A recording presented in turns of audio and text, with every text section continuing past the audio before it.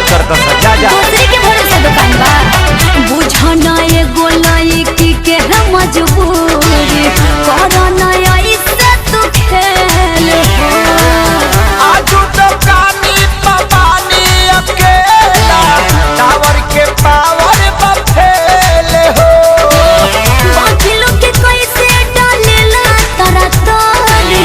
बाकी लोग के कैसे डालेला तारा तारी हम डालते नु बानी बैलेंस देखे हम डालते नु बानी नहीं खे जात तक करी है डालते नु बानी नहीं खे जात तक करी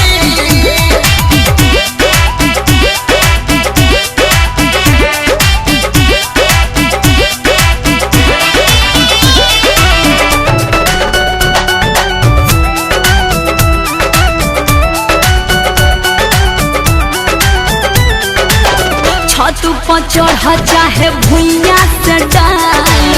चाहे तू चढ़ जाता तोहरा चलते बुलाई करे जा टावर उठाली का कपार पर सिस्टम चेंज करिका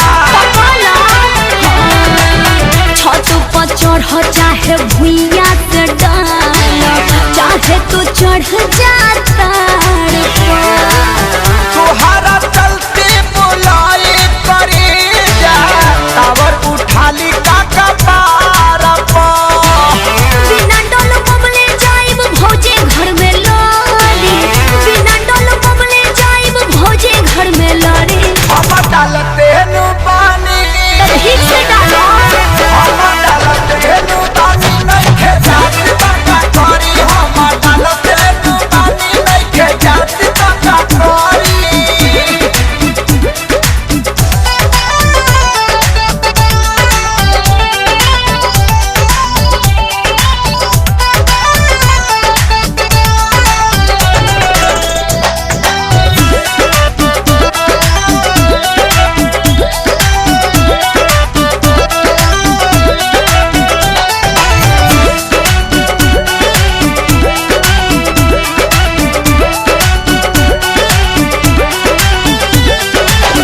आइल बानी त डालो बैये के जान सुनी लो बतिया पवन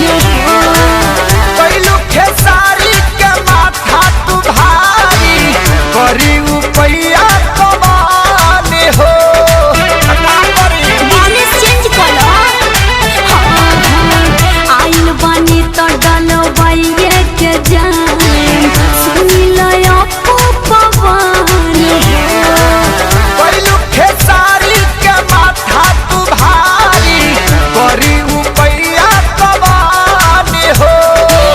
नहीं डलबो तो जाइब शंकर के जड़ी नहीं डलबो तो जाइब बीन के जड़ी हम डालते नु पानी तो जाई हम डालते नु पानी नहीं खे जात तक करी हम डालते नु पानी नहीं खे जात तक करी बाबतिया बल जरूरी है बाबू दिलवा पे होला ना हमरा अब काबू